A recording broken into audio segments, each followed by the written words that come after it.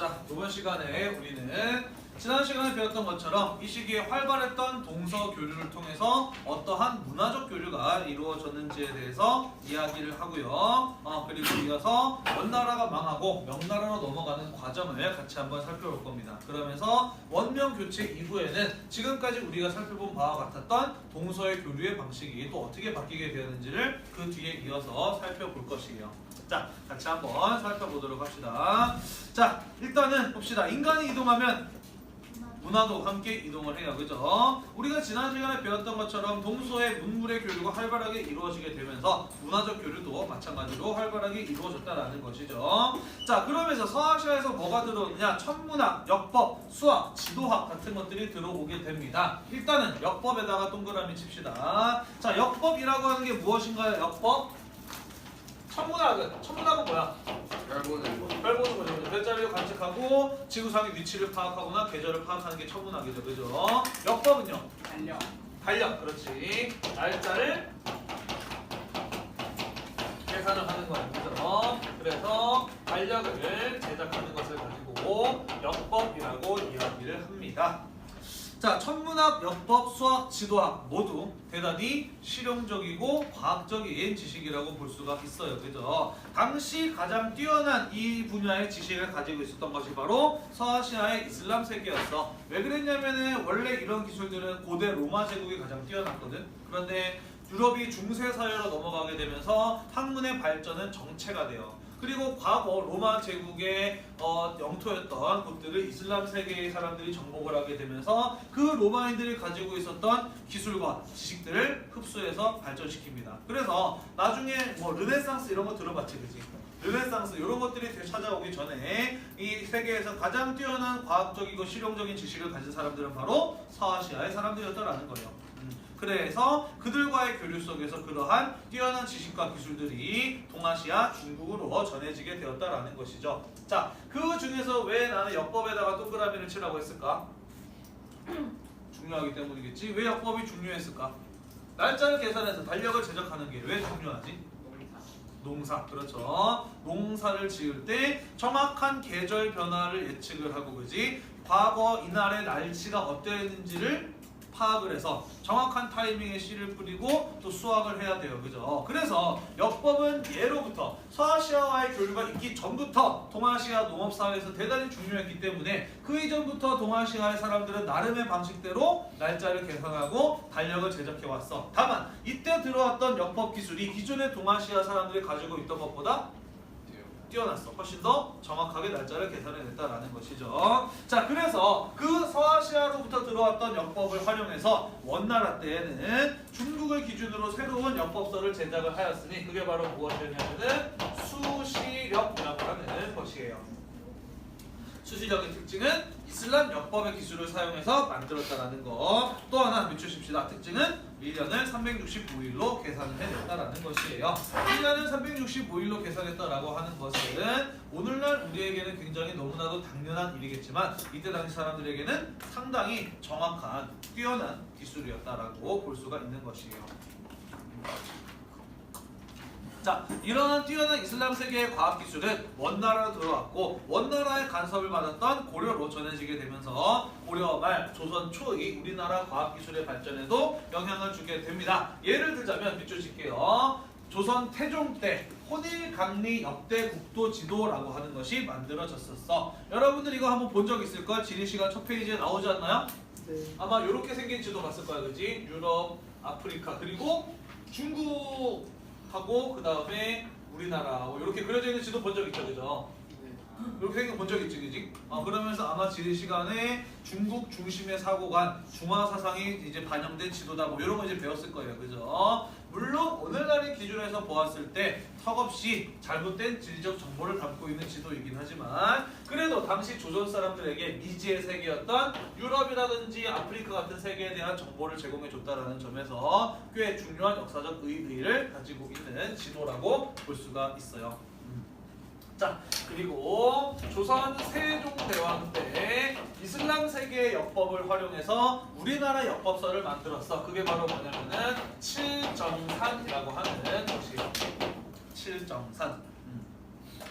자, 과거 우리나라는 역법이 뛰어나지 못했기 때문에 다른 나라에서 만든 역법서를 가지고 와서 그대로 우리나라의 달력으로 썼어. 문제는 이 역법이라고 하는 것은 하늘을 관측을 해서 만드는 달력이기 때문에 어디에서 제작을 하느냐에 따라서 날짜가 달라질 수가 있어. 따라서 중국에서 만든 역법서를 그냥 그대로 가져와서 사용하면 우리나라에서는 살짝 안 맞는 부분이 있다라는 거지. 그래서 세종 때 이슬람 세계의 역법 기술을 받아들여서 우리나라를 기준으로 날짜를 다시 정확하게 계산하는 게 바로 칠정산이라고 하는 역법이다라는 거예요. 또한 이슬람 세계의 과학기술의 영향을 받아서 발전한 우리나라의 과학기술의 사례라고 볼 수가 있다는 것이죠. 이해되지? 자, 그러면서 우리 이제 어렸을 때 배웠던 것처럼 세종대왕 때 뛰어난 과학기술의 발전 이런 것들이 이런 것들을 바탕으로 이루어질 수 있었던 것이죠. 자꾸 뭐가 안 맞는? 네가 보기에서 만족스럽지 못하는구나. 자, 그 다음 인적, 문화적, 경제적 교류의 사례를 보도록 할게요. 자, 거기 첫 번째는 아니지. 거기 빈칸에 들어갈 말은 무엇이냐면 만권당이에요. 책이 만권이 쓰다고 해서 만권당인데 만이라고 하는 숫자는 정확하게 1만 만자가 아니라 보통 한자에서 만이라고 하면은 무지무지 많다라는 뜻으로 쓰이는 거예요. 자, 누가 만들었나 했더니 고려의 충선왕이 원나라에 설치한 학문연구기구래. 자, 고려의 충선왕이 원나라에 왜 학문연구기구를 만들었을까? 그 까닭은 무엇일까? 농사 잘 지으려고? 자, 일단은 고려의 왕들 가운데 이 원간섭기에 고려의 왕이 되기 위한 조건이 따로 있었어. 뭐였을까? 배웠는데. 그렇지. 엄마가 원나라 공주일 것. 자기의 부인 역시 원나라 공주일 것. 그리고 고려의 왕이 되기 전에 어린 시절은 원나라에서 보낼 것. 이 세 가지가 원간섭기에 고려의 왕이 되기 위한 조건이었어요. 자, 그래서 충선왕 같은 경우에도 왕이 되기 이전에 원나라에서 왕자 시절을 보냈고 왕자 시절에 공부하기 위해서 책을 여러 권 모아가지고 만든 학문연구기구가 바로 만권당이에요. 고려로 돌아와서 고려의 왕이 되고 난 이후에도 고려의 학문 발전을 위해서 많은 고려의 학자들을 그 만권당으로 보내요. 그래서 거기에서 원나라 학자들하고 만나가지고 서로 학문적인 교류가 이루어지도록 하였다라는 것이죠. 자, 그래서 이 만권당 같은 경우에는 비추십시다. 고려의 성리학이 이해하고 고려의 성리학에 대한 이해를 심화하는 데 영향을 주었어요. 자, 성리학을 고려에 처음으로 전한 사람 누구였지? 지난 시간에 배웠어요.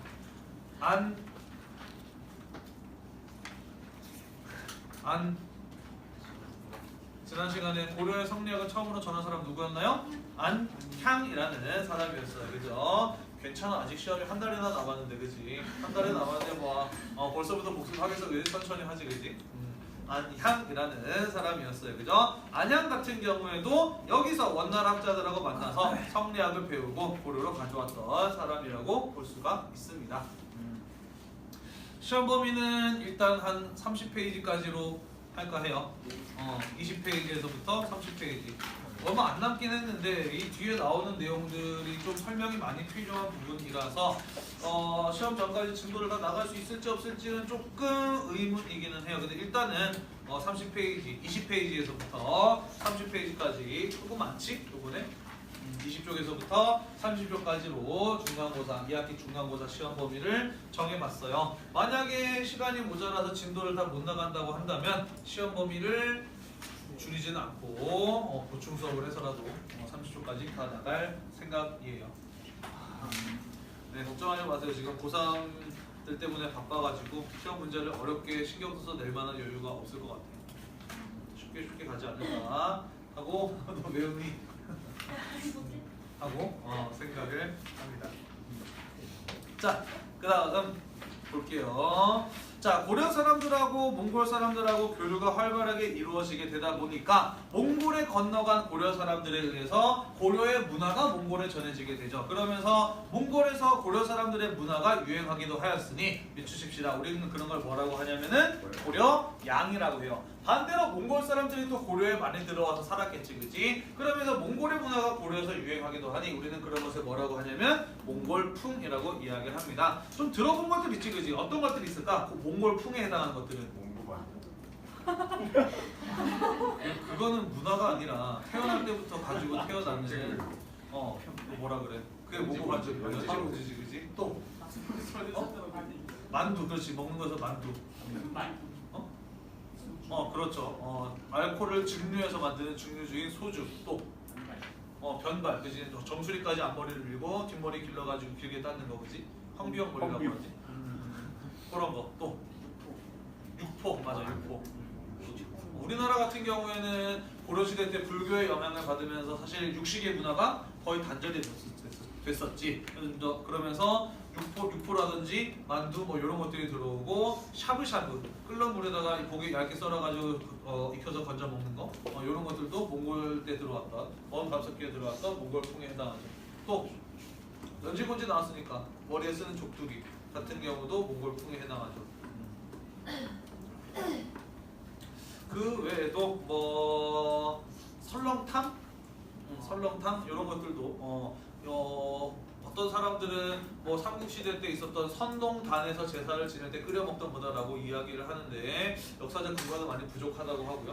몽골 제국 시기에 들어왔을 것이라는 게 좀 더 유력하다고 하더라고. 자, 뭐 많은 것들이 있어요, 그죠? 자, 반대로 고려 양에 해당하는 것들은 어떤 것들이 있을까? 고려 사람들에 의해서 몽골에서 유행했던 거. 비단? 비단은 원래 중국 사람들 쓰고 있었는데. 뭐라고? 정장? 청자? 청자도 송나라 때 도자기 기술을 고려가 받아들인 거니까 굳이 고려풍이라고 할 순 없지. 고려양이라고 할 순 없지. 그 저기 뭐냐 고기를 싸 먹는 거 우리나라 사람들만 가지고 있는 굉장히 독특한 음식 문화인 거 알고 있나요? 상추 쌈 싸 먹는 거. 우리나라 사람들은 고려시대 때 대부분 채식주의자들이었어, 그지? 근데 몽골족들의 경우에는 육식주의자란 말이야, 그지? 얘네는 거의 고기만 먹고 산다고. 그리고 특히 이제 우리나라 여자들이 이 원 간섭기에 몽골로 많이 끌려갔죠. 이제 처녀 도감이라고 하는 걸 만들어서 몽골 귀족들과 결혼시킬 처녀들을 되게 이제 많이 잡아갔어. 특히 이제 고려 여자들이 다른 몽골이 정복했던 지역들에 비해서 여자들이 훨씬 더 예뻤다고 하더라고. 우리나라 사람의 생각이라서 그런지는 몰라도 선생님도 솔직히 동아시아 각국 여행 다니다 보면은 우리나라 여자들이 제일 예뻤구나라는 그런 생각을 좀 많이 했었어. 그리고 여행지에 갔는데 저 여자도 되게 예쁘다 가서 말해서 걸어볼까 해서 가까이 가보면은 한국 관광객들이었어. 뭐 이런 식으로. 아무튼 고려 여자들이 예뻐서 그러면 안 되지 않아요? 뭐라고? 6분 남았지. 아니 총각 시절에. 위험하다. 결혼하고 나서 해외여행을 가본 적이 없네요. 신혼여행 말고는. 뭐 아무튼 그래서 당시 몽골 귀족들 사이에서는 내가 좀 잘 나가는 귀족이다라고 하려면은 집안에 고려 여자 한둘쯤은 데리고 있어야 했다라는 이런 말이 있을 정도로 고려 여자들을 많이 잡아갔어요. 근데 이제 맨날 고려에서 채식만 하던 사람들이 거기 가서 고기만 먹으니까 얼마나 느끼하고 이제 소화가 힘들었겠어, 그지? 그래서 이제 고려에서 간 사람들이 뭘 가져갔냐 했더니 상추씨를 가지고 왔어. 그래서 상추씨를 거기다 심어가지고 상추를 길러서 고기를 이제 싸먹기 시작을 했다라고 하더라고요. 그거를 보고 몽골 사람들이 같이 보고서는 이렇게 먹으니까 맛있네 싶어가지고 한때 상추쌈이 몽골에서 유행하기도 했는데 그게 이제 대표적인 고려 양에 해당한다고 하더라고요. 선생님이 즐겨보는 유튜브 채널 중에 영국 남자? 혹시 아니? 거기 보면 이제 우리나라 음식 문화 많이 소개하잖아, 그지? 거기서 이제 쌈 싸먹는 거 가르쳐줬을 때 사람들 반응이 되게 놀랍더라고. 아니 어떻게 이런 생각을 다 하지? 샐러드를 고기랑 같이 먹는데 그것도 따로 먹는 게 아니고 손으로 샐러드를 집어가지고 거기 위에다 고기를 올려 직접 쌈을 싸먹는다고? 참 되게 신기하다라는 이런 반응들을 보이더라고요. 아무튼 쌈 싸먹는 거 굉장히 좋아, 그지? 왜냐면 고기의 맛도 더 있게 해주기도 하지만은 소화도 잘 되고 섬유질이 풍부해서 똥도 잘 나오고, 그죠? 고기만 먹으면 다음날 화장실 되게 많이 고생하지 않나? 딱딱하고 그지? 잘 나오지도 않고, 그죠? 아무튼 그런 거 말고도 고려 사람들의 어떤 옷 스타일, 고려 사람들의 머리 스타일 이런 것들이 또 몽골에서 유행을 하기도 했었는데 이런 것들이 고려 양에 해당한다고 하더라고요. 듣자 하니 지금 북한에서 아이린 머리 스타일이 유행한다고 하더라고요. 그 평양 공연 이후에 아이린 머리 스타일이 유행을 하고 있거든요. 자, 넘어갑시다. 자, 일본은 원나라로부터 도자기 그리고 무엇을 많이 구입했을까? 빈칸에 들어갈 말은 오른쪽에 보니까 중국은 구리값이 저렴하다네요. 뭐가 들어가야 되겠니? 동전 나와야 되겠지, 그지? 괜찮아. 아직 시험 한 달에 남았으니까, 그지?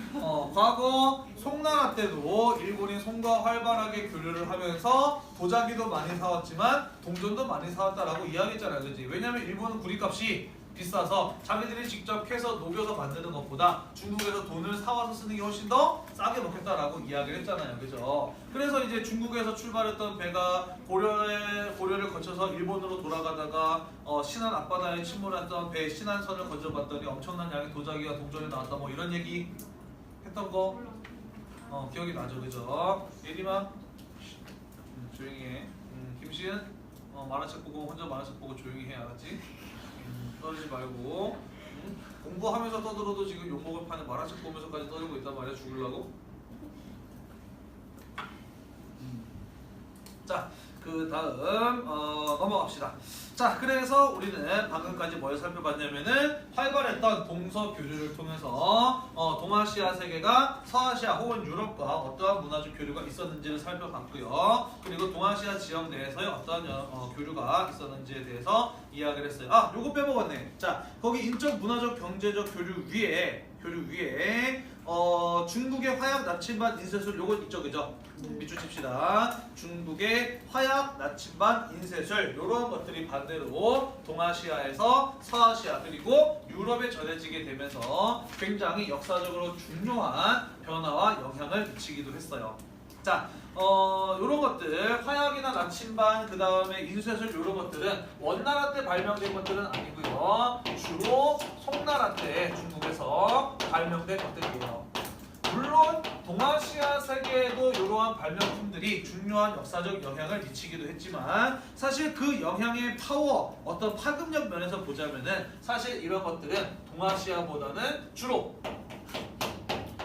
유럽 사회에다가 굉장히 큰 변화를 불러일으켰던 영향을 주었던 것들이다라고 볼 수가 있어요. 유럽 사회에 굉장히 큰 변화와 영향을 주었던 것들이다. 자, 말로만 간단하게 설명할게요. 이게 시험에 잘 나오지는 않아요. 동아시아사니까. 그렇지만 상식적으로 좀 알아둘 필요가 있습니다. 자, 화약은요. 유럽 사회에 어떤 변화를 가져다 주었을까? 총이 나왔어요. 그래서 전쟁 그거 식민지를 많이 만들었다. 그것도 맞는 말이죠. 또 총이 나오기 전에 유럽 사회를 지배하던 사람들은 기사들이에요. 말을 타고 무거운 갑옷을 입고 창을 들고 달려가는 사람들. 전쟁터에 나가기 위해서는 말도 필요하고 무거운 갑옷도 필요해. 아무나 전쟁터에 나설 수가 없어. 돈 많은 귀족들만 전쟁터에 나설 수 있어. 이들은 나라를 지키기 위한 목숨을 걸고 싸운다라는 역할을 하기 때문에 그 대가로 나는 귀족이야. 그래서 너희를 지배할 수 있어 라는 그런 어떤 특권을 누릴 수가 있었던 것이죠. 자, 근데 총과 대포가 나왔어요. 빵 하고 써요. 갑옷을 입고 있어도 총 맞으면은 죽어요. 그죠? 이제 갑옷과 말을 마련할 수 있다는 경제력이 별다른 특권이 아니게 되어버렸어요. 일반 농민들도 총 한 자루만 쥐어주면은 전쟁터에 나설 수 있게 되었어요. 그죠? 이게 뭘 의미하는 것이냐? 나라는 기사들만 지키는 것이 아니다. 일반 농민들도 지킬 수 있다. 이것은 뭘 말하는 것이에요? 내가 나라를 지키기 위해서 목숨 걸고 싸우니까 나는 나의 권리를 국가에 요구할 수가 있게 된 거야. 그치?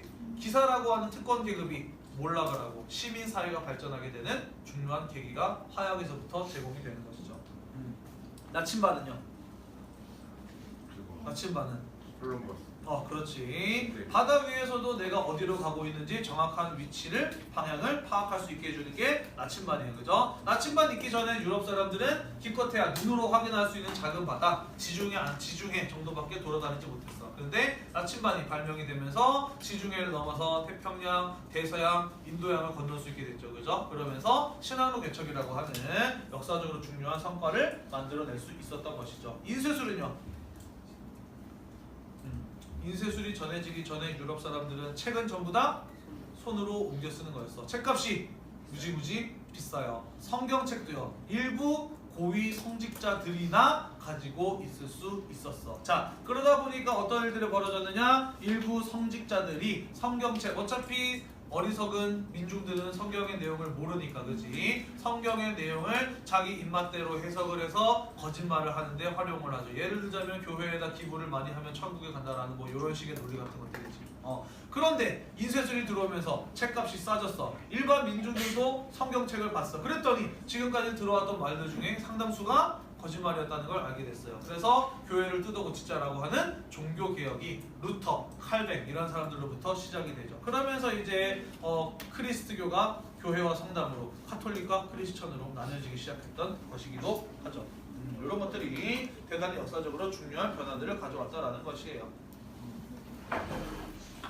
자, 이렇게 해서 우리는 활발했던 동서 교류를 통해서 어떠한 문화적 교류가 있었는지에 대해서 이야기를 해봤습니다. 자, 그러면 이제는 이후에 원명의 교체, 고려, 조선의 교체 등 왕조의 교체가 이루어지고 난 다음에는 이러한 동서 교류의 모습이 어떻게 변하게 되었느냐를 설명할 차례예요. 그죠? 그래서 먼저 원나라가 망하고 명나라가 세워지는 원명 교체의 과정을 이번 시간에 마저 이어서 설명을 해보도록 하겠습니다. 자, 원나라가 망하게 된 배경 첫 번째 밑줄 칩시다. 황희 계승의 불안정이에요.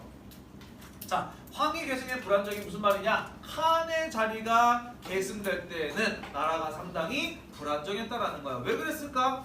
지난번에 얘기했을 텐데 칸은 어떤 사람이 이어받나요?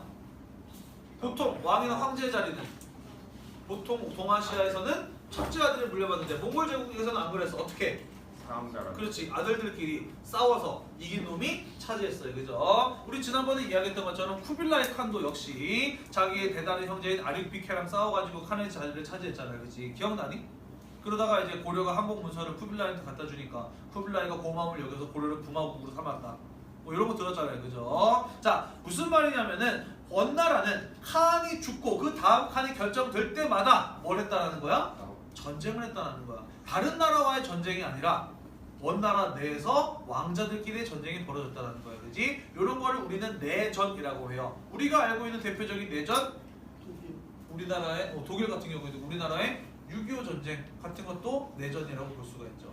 자, 6.25 전쟁을 아는 사람들은 알 거야. 그지? 내전이라고 하는 것이 얼마나 얻는 것 없이 큰 피해만 남기는지를 잘 알 거예요. 그죠? 자, 그러한 내전이 칸이 바뀔 때마다 벌어졌다는 거야. 아무리 원나라가 크고 강한 나라라 할지라도 그러한 내전들이 반복되면은 어마어마한 국력의 소모가 있을 수밖에 없다라는 것이죠. 이해되나요? 자, 그 다음 또 밑줄 칠게요. 황실의 사치와 낭비 그리고 방만한 재정 운영 등이에요.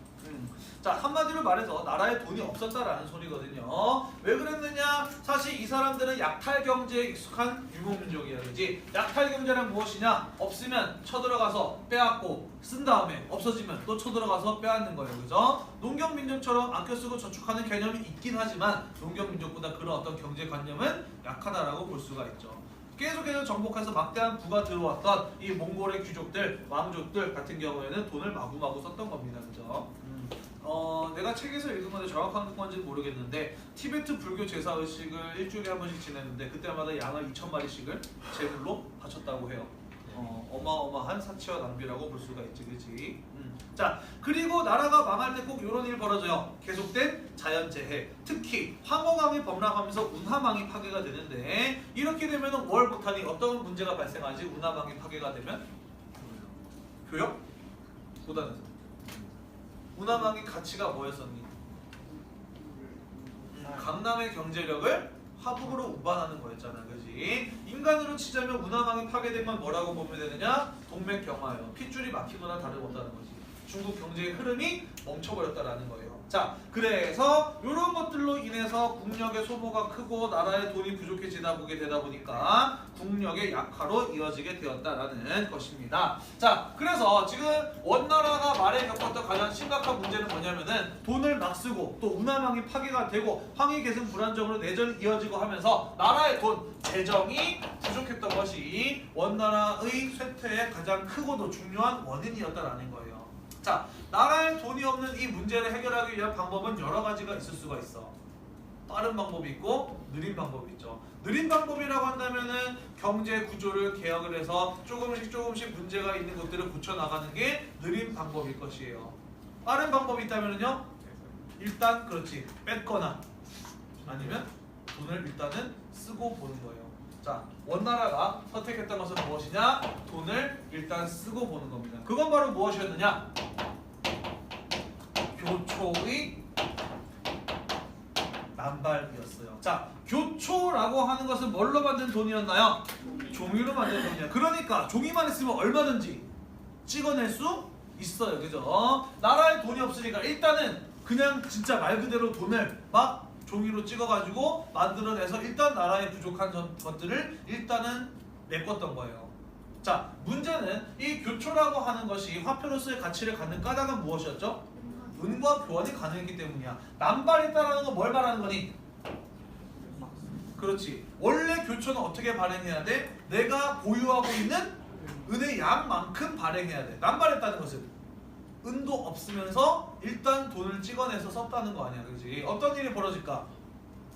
교초를 가지고 은행에 가가지고 은이랑 바꿔주세요라고 했는데 바꿔주러 은이 없어요. 그거. 자, 은과 교환이 불가능하다면 교초는 무엇에 불과한가요? 종이 쪼가리에 불과해요. 그죠? 어떤 일이 벌어지느냐? 교초가 종이 쪼가리가 되어버렸어요. 그죠? 물가 엄청나게 폭등하게 되겠죠. 그죠? 지금까지 교초로 재산을 쌓아왔던 사람 하루아침에 알거지가 되겠죠. 그죠? 엄청난 경제적인 혼란, 말 그대로 경제 멘붕이 오게 되었다라는 것입니다. 이해되나요? 자, 그래서 안 되겠어. 일단은 돈을 쓰고 보는 방법은 아니구나 싶어서 돈을 어떻게든 끌어모은 다음에 써야 되겠다 싶어서 어떤 방법을 썼어요? 밑줄칩시다. 무거운 세금을 부과하고 징수를 했어요. 그죠? 자, 그랬더니 안 그래도 지금 경제가 멘붕에 빠져서 먹고 살기 힘든 농민들에게 무거운 세금까지 걷어가게 되자 농민들이 견디지를 못한 겁니다. 그죠? 자, 그러면서 대규모의 농민 봉기가 일어나게 되었으니 그 대표적인 사건이 바로 무엇이었냐면은 백년교의 난이라고 하는 사건이었다는 것이에요. 자, 백년교 거기 밑에 선생님이 설명을 써놨어요. 그죠? 뭔가 봤더니 한족 민중을 중심으로 널리 퍼진 민간 종교 이단 불교라고 되어 있는데 쉽게 말해서 불교의 모습을 한 사이비 종교라고 볼 수가 있어요. 나라가 어렵고 경제가 혼란하고 사람들이 먹고 살기 힘들 때 이런 사이비 종교에 쉽게 빠지기가 쉽죠. 그죠? 자, 그래서 이런 어떤 백년교 같은 사이비 종교가 널리 유행을 하게 되었던 것이고요. 이것을 믿는 사람들의 숫자가 늘어나게 되자 백년교는 그 종교 조직을 활용해서 반란을 일으켰으니 그게 바로 백년교의 난이라고 하는 사건이었던 것이에요. 그리고 이 백년교를 믿는 반란군들은 머리에 붉은색 띠를 둘렀으니 밑줄칩시다. 그들을 뭐라고 불렀던 거예요? 바로 홍건적이라고 불렀던 것이에요.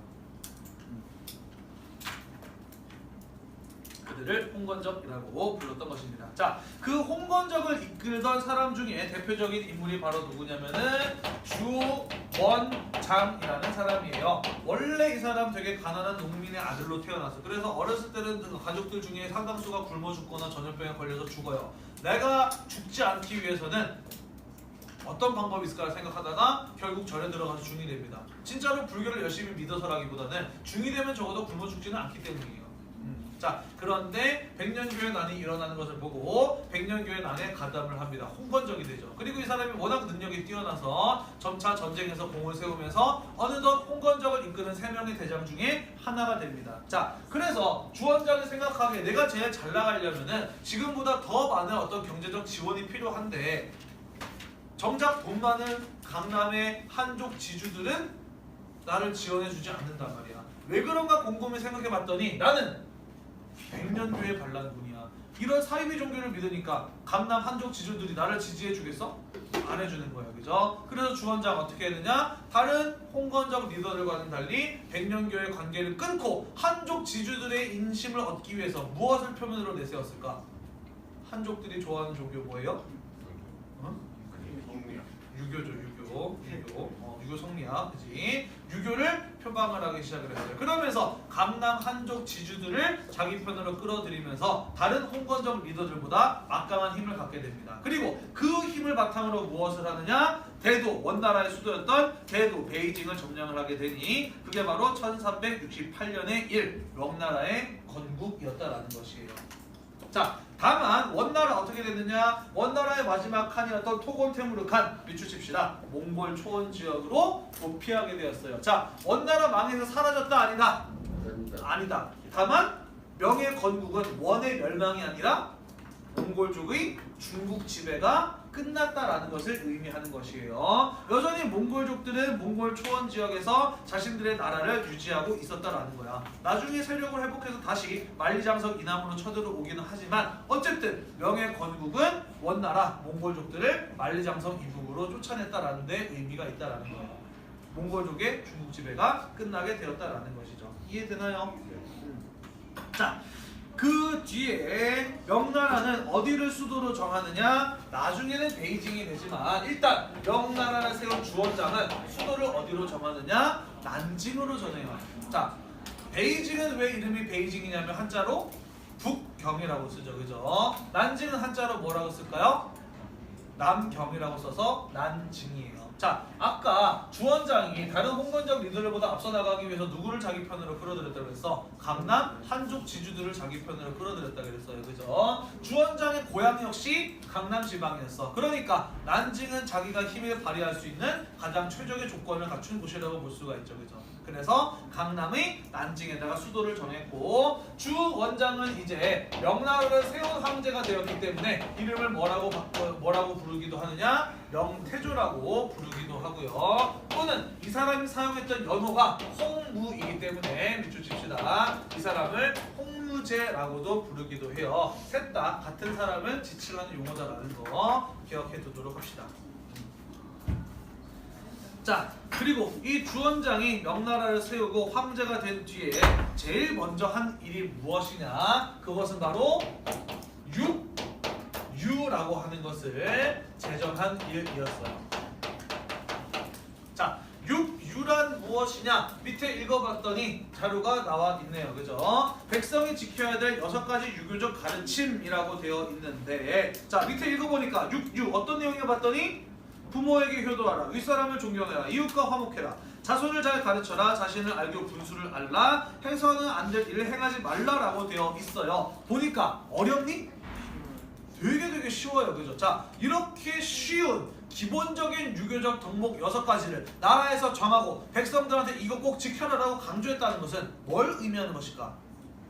명나라 이전에 원나라 때는 이런 기본적인 것마저도 지켜지지 않았을 만큼 유교 문화가 많이 억압되고 훼손되어 있었다라는 거예요, 그죠? 자, 그래서 가장 기본적인 6가지 유교적 가르침을 정하고 백성들한테 이대로 따라라 라고 이야기를 했던 것은 뭘 의미하는 것이냐? 명나라가 세워지면서 이제 밑줄 칩시다. 유교적 통치를 강화해 나가기 시작을 했다라는 거예요, 그죠? 자, 과거 일제강점기 때 우리나라의 전통적인 문화가 훼손되고 억압되었다가 해방되고 난 이후에 우리 문화를 되살리기 위한 노력이 이루어졌던 것처럼 원나라의 지배를 받는 동안 한족의 전통적인 문화인 유교 문화, 유교적 질서, 유교적인 사회적 모습 이런 것들이 상당히 많이 망가져 있었던 거야, 그렇지? 그래서 가장 기본적인 6가지를 먼저 만들고 지킬 것을 강조하면서부터 유교적 통치가 다시 되살아나기 시작을 하였다라는 것이에요.